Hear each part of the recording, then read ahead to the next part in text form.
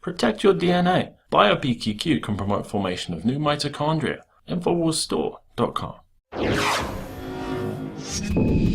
Well, Trump protests are taking off all around the world, including in Canada. I'm joined now by Ivan from Squatting Slav TV, who decided to attend one of these protests and talk to some of these protesters. Ivan, thank you for joining us. Tell us about your experience when you went to the Trump protests. Well, thank you very much for having me on your show, and it's a real pleasure. Essentially, I went to this protest because in the last probably 3 months, we've had about 4 or 5, Donald Trump protests here in Vancouver, Canada.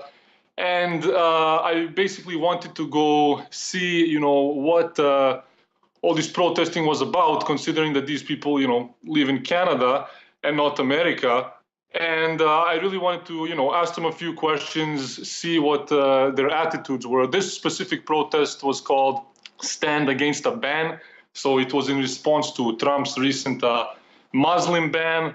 And I just wanted to get out there, to ask them a few questions, see how much they actually know about the current state of affairs versus, the things, the old mantras that they're just spewing and recycling from CNN, Vice, AJ Plus, and BuzzFeed. And that's pretty much exactly what you found. The same thing that we found at Infowars is that they really don't have any idea. When you talk to some of the guys about the countries, they didn't even know the countries. You had to recite the countries for them. And then the one aspect of this that you point out that I find even the most ironic, these are people that live in Canada. Why are you protesting the American president? Is that something that's common? Are people in Canada always obsessing over the American president? Is this normal? Well, that's the irony, Owen, because, you will never see these people here in Vancouver protesting things that, directly affect them in some way, the electoral reforms here in Canada or, even the high prices of the housing market. You'll never see them protesting these things. They'll only be protesting the things that are, hip, trendy, and cool, and that are in at the moment. So they essentially have no real knowledge of what's going on. Most of them are just out there to, be seen and to sort of recycle the same old things that everyone else is saying, on CNN, the mainstream news, Vice, and, all these sort of hipster news sources. And you even brought up protests going on in other countries, specifically Romania is the one you referenced, where people are protesting their government in mass numbers, and you kind of called them to the light on that. You put a mirror on that, and they would just kind of met you with a blank space. They don't even know what's going on in the world. Well, of course. I mean, you can't expect these people, to know much outside of their little bubbles. There's hundreds of thousands of people protesting anti-corruption in Romania.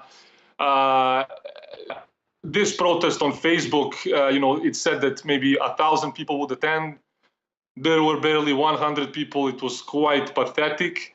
So from the start, it was kind of a joke. And then just going back to what you said in terms of their knowledge, I asked a few of them, which countries were encompassed in this, Muslim ban, and they could not even name the countries. They needed to pull out pieces of paper and their phones and things. So the level of knowledge that these people possess is actually bare minimum. And, most of them don't even know that, that this ban sort of is the byproduct of the failed interventionist policies of, the Clintons, the Bushes, and then the Obamas in the Middle East preceding Trump. Yeah, they couldn't wrap their minds around that, but their liberal tears did ice down the streets. You documented that really well. Now, there was one part of this that actually made me jealous. This was something that I had never experienced before in my time going out on the streets and talking to these people. The leaders of the actual event told the protesters not to talk to you. They got on the mic and specifically said, don't talk to the alt-right. One of them even talked in a very strange way, talked about violence and pain.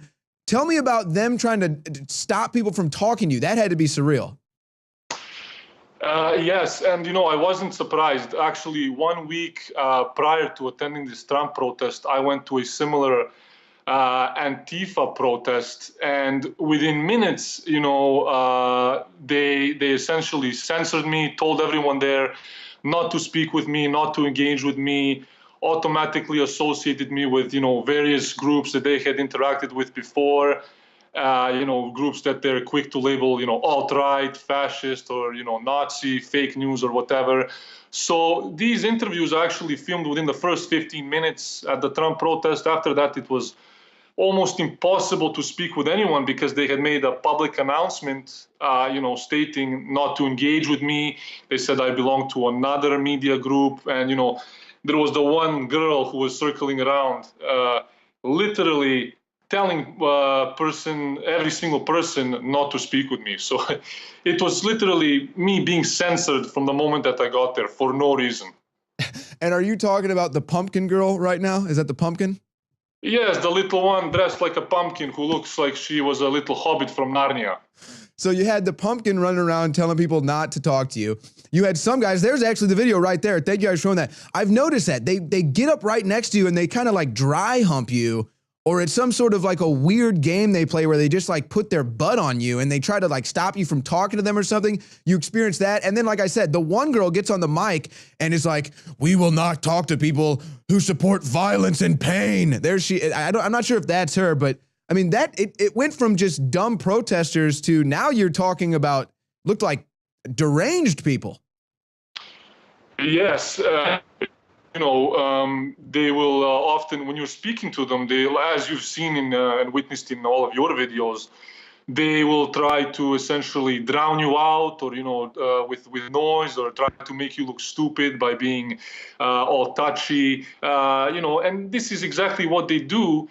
To evade any kind of questioning from your end, because they fear that if you question them, you will actually expose their ridiculousness and their stupidity. So, in order to save everyone's reputation there, what they do is make these big public announcements to make sure that no one is engaging with anyone asking questions or anyone that may hold, a different view or a different opinion. And let's be clear, this was your first video. Squatting Slav didn't have any other videos. You weren't associated with anything. You were just there asking questions, but just by asking questions, you become an alt-right Nazi.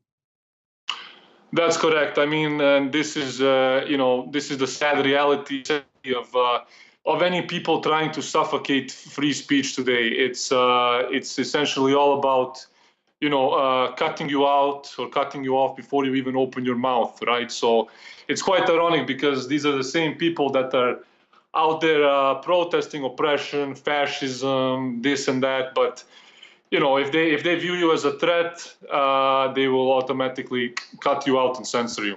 Yeah, and you said that some people even started to run. Literally, they were running from you. You were like, "Hey, look, you're out here protesting fascism, but you're cutting off free speech, the definition of fascism." Did you get any reaction? Did anybody have any lights pop in their head when you said that?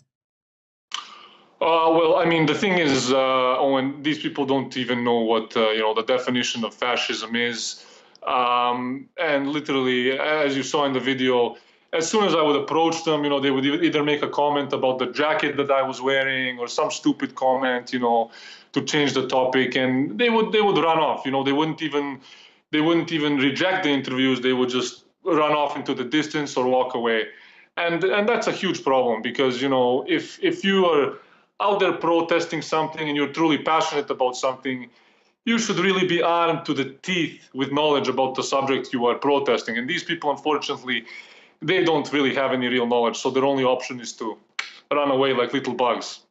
Well, amen to that. And I would just say that based on what I saw in that video, that those Trump protesters in Vancouver, they're racist against the squatting Slav. I mean, how does that feel?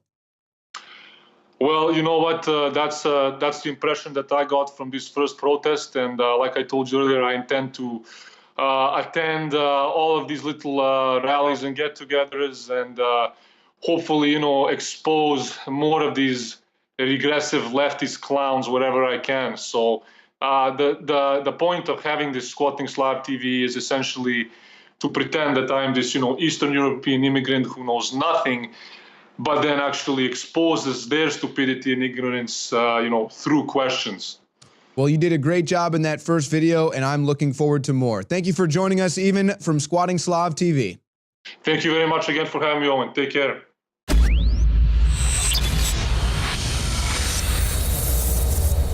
In case you haven't heard, Infowars has become the most influential media outlet in America. We're making freedom go viral. And now we are proud to announce a new weapon in the epic battle against the globalists. Infowars Prime, where you can watch live high-definition feeds of The Alex Jones Show, plus exclusive insider videos from the Infowars crew and behind-the-scenes action. Go to Infowars.com/app and download today. Infowars Prime is available right now for your iPhone or Android. You will have access to exclusive videos that you can't see anywhere else. And that means live coverage of events and breaking news on location as it happens. You can also take advantage of amazing deals from the Infowars store that are only available for Infowars Prime subscribers. That's Infowars Prime at Infowars.com/app. And if you can hear my voice, you are the resistance.